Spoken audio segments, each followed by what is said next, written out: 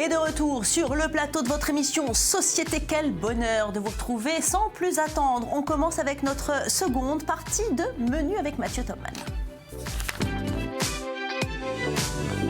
Direction l'Afrique du Sud. Plages, montagnes, animaux exotiques, cadres naturels exceptionnels et route du vin, nous verrons que le Cap, ville côtière dynamique, recèle de nombreuses richesses qui sauront vous séduire. Visite gastronomique à Césarée, dans un restaurant de poissons et fruits de mer qui vous reçoit les pieds dans l'eau. Un moment de dépaysement garanti. Le grand dossier s'intéresse aujourd'hui aux femmes au volant. Sont-elles des conducteurs comme les autres, parfois confrontées au machisme? L'automobile peut être la porte vers la liberté que dans certains pays on leur refuse encore. Et avant de voyager, de parler gastronomie et de voiture, on va tout de suite jeter un œil aux principaux titres de l'actualité. La prolongation de l'état d'urgence tout à fait probable, déclaration de François Hollande, alors que l'efficacité des mesures actuelles est discutée en France. Suite aux attentats de Paris, l'état d'urgence avait été décrété jusqu'au 26 février prochain. Et c'est une première pour un chef de gouvernement socialiste. Manuel Valls est à Davos, dans l'antre de la finance mondiale. Mission séduction pour le Premier ministre français accompagné d'Emmanuel Macron. Ils sont les VRP de la France. Objectif stopper le French bashing. Et 10 ans plus tard, la blessure reste toujours ouverte. Le 21 janvier 2006, le calvaire d'Ilan Halimi démarrait. Séquestré, torturé et finalement assassiné parce que juif. Depuis, l'antisémitisme n'a fait que s'aggraver en France. En Israël, premières images de la toute nouvelle barrière de sécurité à la frontière jordanienne. Après la Cisjordanie, après l'Égypte, une troisième clôture à la frontière d'Israël. Et je vous propose de parler gastronomie. Cette fois-ci, dans Société, nous nous sommes rendus dans l'un des plus beaux endroits d'Israël, le vieux port de Césarée. Nos équipes sont parties à la découverte du restaurant Elena, un endroit où on mange les pieds dans l'eau, figurez-vous. On cuisine aussi bien les produits de la mer que ceux des terres israéliennes. Un reportage qui tombe pile poil lorsqu'on est à table. Regardez. Aujourd'hui, nous partons dans le nord d'Israël, dans un restaurant au bord de l'eau et à 2 pas des vestiges antiques de la ville de Césarée, à la découverte du restaurant Elena. L'avantage dans ce port, c'est qu'on peut mêler enrichissement culturel avec la découverte des ruines de la capitale royale d'Hérode le Grand, mais également expérience culinaire. Ici, on met les petits plats dans les grands avec un décor très réussi qui incite à se détendre. Dans la cuisine, nous retrouvons Amos Sion pour cette exploration abyssale. Pour commencer, je vais préparer un carpaccio de maquereaux de la Méditerranée. On dispose le poisson sur le plat, je l'ai coupé très fin intentionnellement, des tomates cerises, du tobico, donc des œufs de poisson volant, de l'huile d'olive, du piment rouge et vert, un sorbet au concombre et à l'arak que je place au centre du plat. L'idée, c'est de manger le poisson imprégné du goût de glace. Juste avant de servir le carpaccio, je presse un citron frais. Ici, c'est une terrine faite à partir de foie d'oie qui a été préparée sous vide. Il y a du cognac, des pistaches, des raisins, du sel et du poivre. On ajoute du balsamique vieilli, on pose la terrine, des poires pochées au vin, des clémentines confites, des épices, du beurre et des petits toasts, et on finit avec le jus de cuisson des poires. Nous avons le plaisir d'accueillir la fraîche et pétillante Sarah Martinez pour cette aventure gustative. Ce mélange d'autant d'ingrédients, en fait, ça pourrait être surprenant, mais en fait, ça donne un équilibre au plat. Entre le poisson, la glace, les œufs, c'est très très bon. Cette sauce, c'est délicieux. Peut-être le beurre, c'est un peu trop. Bon, déjà que la terrine est riche et que la poire confit, c'est aussi très sucré. Je pense que le beurre, c'est peut-être pas nécessaire. Sinon, très bon. Pour le plat principal, je vais préparer un shawarma de poisson maigre. Je commence par ajouter de la trina, j'ajoute des radis, des olives, et ça c'est le poisson maigre préalablement découpé. On va le relever avec du sel, de l'huile d'olive, du cumin qui est l'épice la plus utilisée pour le shawarma, de l'ail, des piments.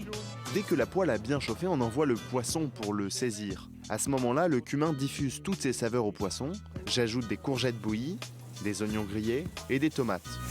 Et maintenant, je dispose les ingrédients dans l'assiette. J'ajoute du sumac, des pignons de pin, du doha qui est un mélange d'épices égyptiennes. C'est un plat très amusant et épicé.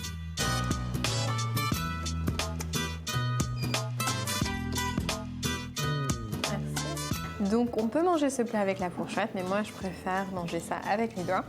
Donc on va essayer ça avec du pain. Là par contre, je suis pas très d'accord avec le chef parce que là la sauce elle prend vraiment le dessus sur le poisson. Et le poisson se noie complètement dans la sauce trina et il perd son goût. Ouais. Un de nos desserts maison est une glace à la trina et au silane. Une pâte feuilletée phyllo avec de la cannelle et du sucre. On ajoute la glace, on ajoute de la trina et du silane sur la préparation. On finit avec de la halva et une feuille de menthe.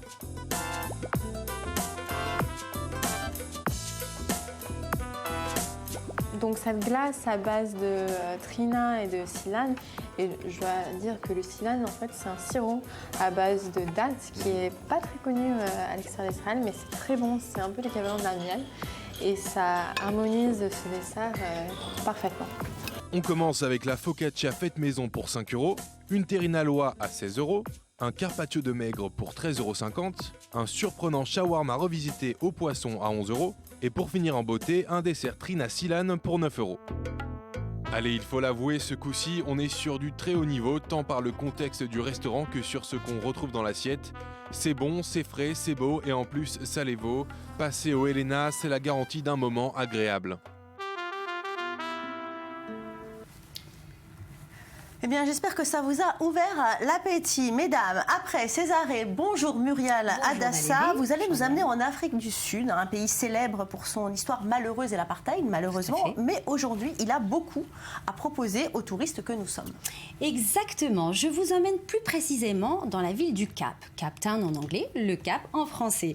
Alors, rares sont les voyageurs qui résistent au charme de la cité-mère de l'Afrique du Sud, la capitale parlementaire de l'Afrique du Sud, et qui est considérée comme la cité fondatrice du pays.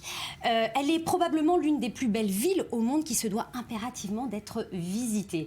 En fait, elle est très différente des autres villes d'Afrique du Sud et il y a énormément de choses à faire à Cape Town. Alors, j'ai essayé de sélectionner quelques idées incontournables à voir ou à faire dans la ville du Cap. Alors, première question, Valérie, est-ce que vous aimez les pingouins et les manchots? Oui, hein. Oui, n'est-ce pas? C'est sûr. Alors, Dit comme ça, demandé comme tout ça. à fait. Alors, je vous emmène direction Boulder Beach. Alors, Boulder Beach, c'est dans un premier temps une magnifique plage, mais y vivent les pingouins et les manchots, comme vous pouvez le voir sur cette vidéo. Ils nous font une belle nage synchronisée. Alors, imaginez le regard émerveillé de vos enfants. La semaine dernière, on était en plein remake Star Wars et Reine des Neiges. Là, on est dans un Mary Poppins. Vous allez pouvoir vivre, bronzer et patauger dans l'eau avec ces fameux pingouins. Donc, c'est l'idéal pour quand vous êtes en famille. Ceci dit, même en tant que célibataire, une petite nagette avec les pingouins, hein, ça peut Après tout, pourquoi pas? compenser. Mais moi, n'est-ce quand pas je pense justement au Cap, je vois des montagnes. J'ai raison ou pas? Oui, tout à fait, notamment la fameuse Table Mountains. Alors, elle tient son nom, la table de la montagne, tout simplement parce que quand vous la voyez de loin, je ne sais pas si on peut voir les photos, non, en fait, elle a cet effet très plat qui ressemble à une table. Et en fait, lorsque les nuages s'y accrochent, on dit que la table close, la nappe est mise, et d'où le nom, la table montagne. Donc, vous pouvez y grimper, bien évidemment. Pour les plus fainéants, vous avez un petit téléphérique qui vous y amène en quelques minutes, et vous pourrez admirer la vue improbable du Cap, et vous pouvez aussi découvrir plus de 1500 espèces de plantes différentes. Et puis autre chose, la France qui est connue pour ses vins, mais pour tous les amateurs de bons crus, l'Afrique du Sud, Muriel, a aussi des vignobles. Et vous avez peut-être prévu une petite dégustation aujourd'hui, non? Oui, un petit verre de vin, ça fait pas de mal, n'est-ce pas? En fait, c'est la bonne carte proposée par ça. Samuel Calvo tout à l'heure. En fait, une visite au Cap ne serait tout simplement pas complète sans explorer la beauté tranquille de la région viticole du Cap, notamment à Stellenbosch, qui est la deuxième ville la plus ancienne d'Afrique du Sud. On y trouve de nombreux vignobles, d'une part parce que oui, il y a une exposition au soleil très importante, un terroir très particulier et des sols les plus petits au monde, mais les plus riches du monde aussi, qui vous offrent des vins d'exception rares. Voilà, bien que le Vous avez cépage... trouvé la prochaine destination de vos vacances. Dès qu'on parle de vin, ça y est. Vous avez des cépages et des techniques qui sont essentiellement françaises, voilà. Mais vous avez des vins d'une qualité exceptionnelle et vous avez des domaines incroyables, des restaurants parmi les plus beaux d'Afrique, les plus bons d'Afrique du Sud. Donc vous allez pouvoir déjeuner dans un cadre idyllique avec un bon petit verre de vin pour accompagner. Je sais que vous êtes séduite, Yael, mais je vais rajouter quelque chose. Maintenant, on n'a plus besoin d'aller à Milan ou à New York pour la mode parce que l'Afrique du Sud est aujourd'hui la ville des accros de la déco. Tout à fait. En fait, le design plus exactement, donc pour les amateurs de pièces rares et uniques, je vous invite à aller dans la ville du Cap. Parce qu'en 2014, et pour la première fois, une ville africaine devient la capitale mondiale du design. Donc, c'est pas négligeable. Vous allez pouvoir découvrir des artistes d'un talent incroyable, des créateurs qui vous font des objets, qui vous font des pièces rares à partir d'objets recyclés, etc. Je vous invite vraiment à découvrir le design dans la ville du Cap. Alors, on a parlé du paysage, on a parlé du vin, on a parlé de si jamais on va chiner ensemble. Mais il y a encore autre chose, c'est la musique, le jazz. On connaît Montreux en Suisse, mais le Cap qui attire de plus en plus d'amateurs de jazz. Exactement, un événement incontournable à ne pas manquer, c'est le Festival de jazz international. Donc en fait, cette année, il se déroule le 1er et le 2 avril. C'est très simple, c'est 2 jours, 2 nuits plus exactement, 5 scènes et plus de 40 artistes sud-africains et internationaux qui viennent vous faire vibrer par leur musique, des crooners à n'en plus finir. Moi, j'adore le jazz, donc vous prêchez une convaincue là quand on parle de jazz. Ah oui, entre autres. C'est un programme qui vous intéresse. Là, on est dans les temps. Le 2 avril, c'est ça? Le 1er et le 2 avril, on y va avec notre bonne bouteille de vin, un petit pingouin à notre bras. Autre chose à ajouter? Oui, dans la même idée, parce qu'en fait, la ville du Cap, c'est une ville qui est très très festive, très détendue, et vous avez un parc qui s'appelle le Christenbosch. C'est dans un premier temps un jardin botanique, le plus célèbre au monde. Merci beaucoup, Muriel. Je vous arrête, mais là, ça y est, vous nous avez convaincus. C'est parce qu'il y a tellement de choses à faire. Allez, merci à toutes les deux. On vous retrouve la semaine prochaine. C'est l'heure de notre grand dossier. Et c'est l'heure d'ouvrir notre grand dossier. On parle des femmes au volant. Aujourd'hui, à l'étranger, conduire peut être le prix de la liberté. En France, ce sont des stéréotypes machistes que les femmes doivent parfois affronter. Alors, où en est-on des femmes et de leurs voitures? Sont-elles désormais des conducteurs comme les autres? Y a-t-il un marché de la voiture pour femmes ou des véhicules? Reste-t-il encore pour les femmes un domaine à conquérir? Avant d'en parler, on vous amène à Kaboul, dans l'une des villes les plus dangereuses du monde. Une jeune Afghane a décidé de prendre le volant, fatiguée d'être harcelée en attendant un taxi pour se rendre au travail, mais la route est aussi pleine d'aventures. Vous allez voir. Musique à fond, cheveux au vent, Roxar Azameh ne passe pas inaperçue dans les rues de Kaboul. Les hommes au volant réagissent par condescendance ou plus dangereux, n'hésitent pas à l'emboutir juste pour pouvoir l'aborder. Ici, quand vous conduisez, les gens veulent avoir un accident avec vous quand vous êtes une femme. C'est très nouveau pour eux de voir une femme au volant ici. Alors ils veulent entamer une discussion avec vous. Et c'est la bonne façon de le faire. Quand ils causent un accident de voiture, ça entraîne une discussion. Maintenant, je suis à l'aise, parce que quelque part, je connais les astuces. Je sais comment protéger ma voiture de ces gens-là. Mais au début, j'avais un accident de voiture tous les jours. Tous les jours. Pour les femmes, la route est donc risquée et à l'auto-école, on leur conseille d'être extrêmement prudentes. Il n'y a pas de différence entre la formation que suivent les hommes et celle que suivent les femmes. Mais nous recommandons aux femmes d'être patientes au volant si jamais quelqu'un essaie de leur faire une queue de poisson, par exemple.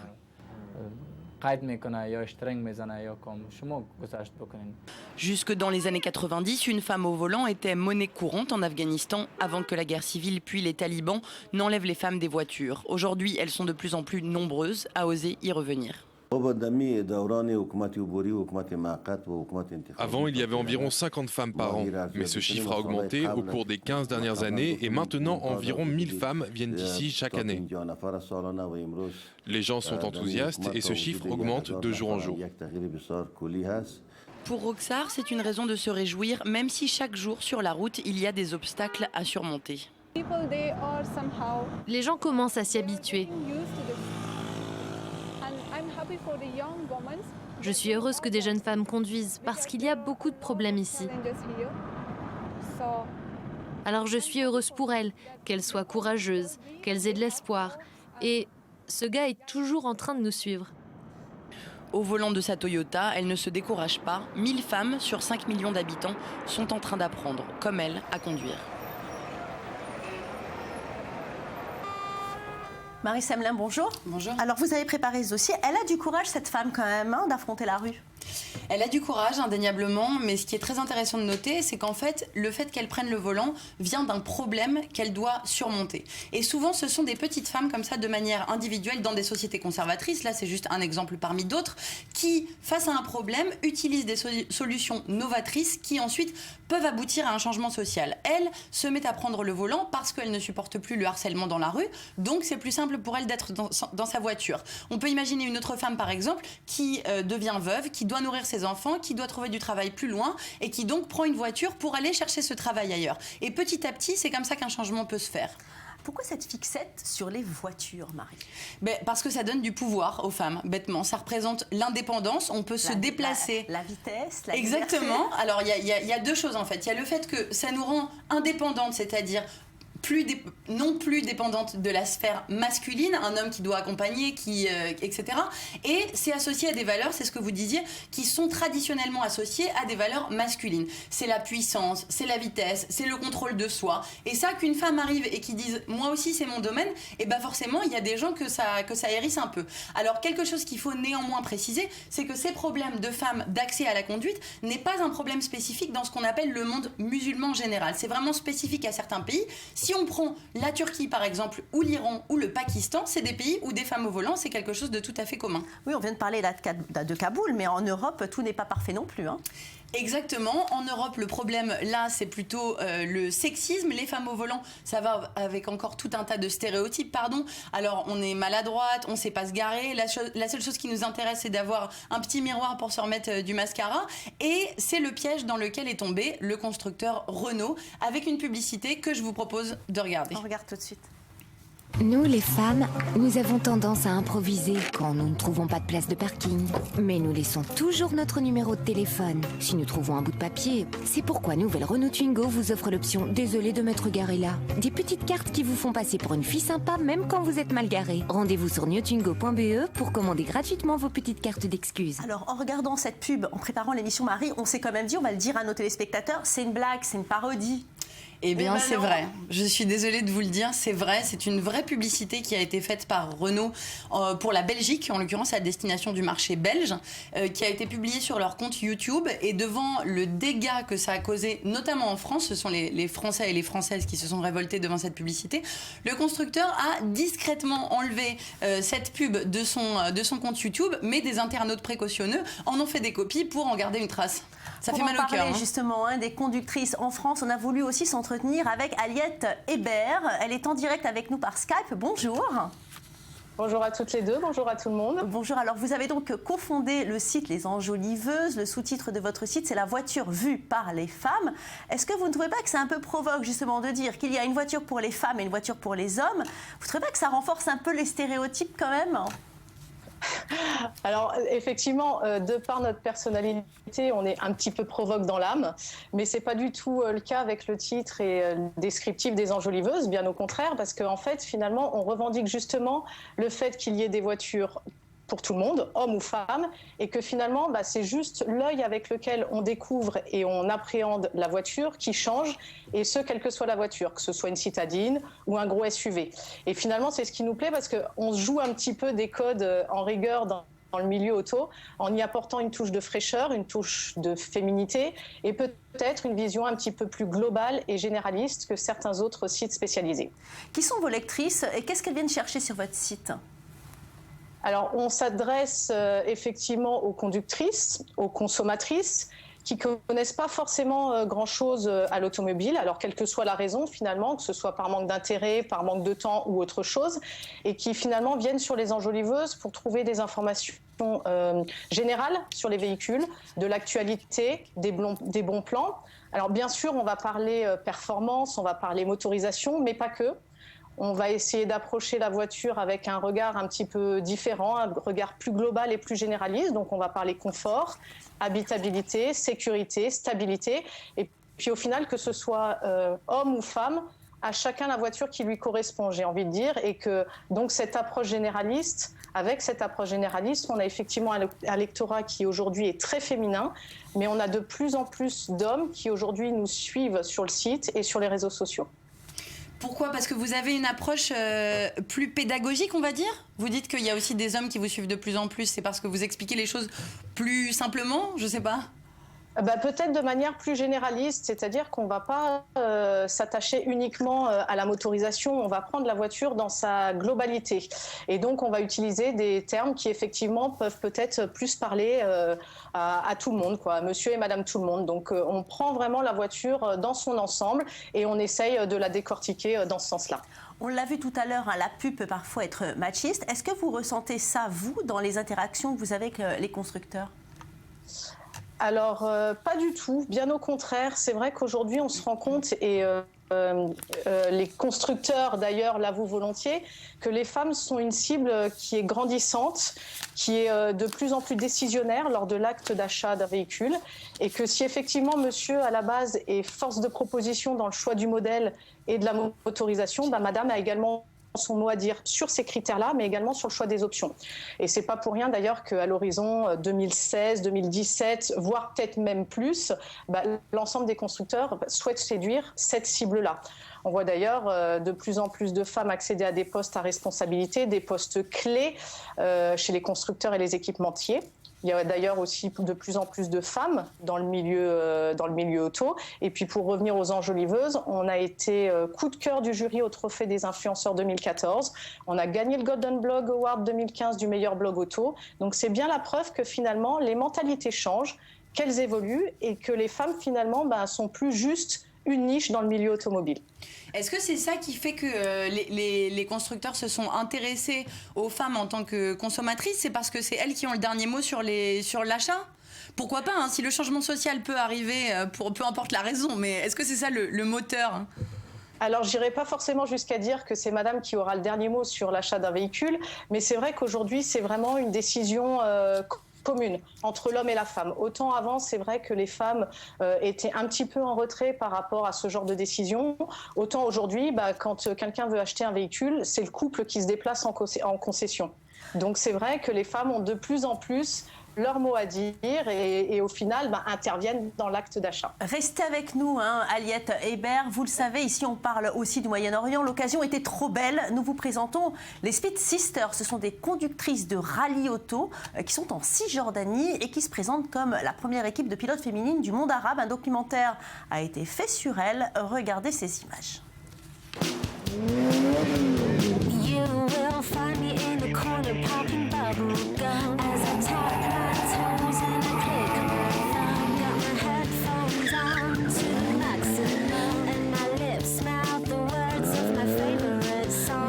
My eyes are closed, don't wanna see no one. Don't get me wrong, I like my fun, but there's a time and a place for the human race. And right now I've got my mind. Aliette Hébert, vous êtes toujours avec nous. Ces femmes, elles suscitent maintenant l'admiration, mais elles ont dû surmonter quand même beaucoup d'obstacles avant d'en arriver là. Comment ça se passe avec vos collègues masculins ? Est-ce que c'est dur de se faire une place comme femme dans le monde de l'automobile ? Alors, pour nous, en tout cas, ça a été peut-être un petit peu dur au début parce que forcément, on nous attendait au tournant. On n'avait pas le droit à l'erreur, il a fallu faire nos preuves. Mais maintenant, finalement, on est très bien acceptés de nos collègues. Et puis, au final, ils sont peut-être assez contents que ça se féminise un petit peu. Mais ça, il faudrait peut-être leur poser la question à eux. Merci beaucoup à vous d'avoir accepté notre invitation sur i24 News. Marie Semelin, merci de nous avoir proposé ce dossier. Voilà, c'est la fin de cette émission. Que le temps passe vite en votre compagnie. Surtout, restez avec nous ce soir, 19h. Paul Amar, suivi à 20h de Jean-Charles Banoun. On se retrouve évidemment dimanche pour une autre émission en direct. Au revoir.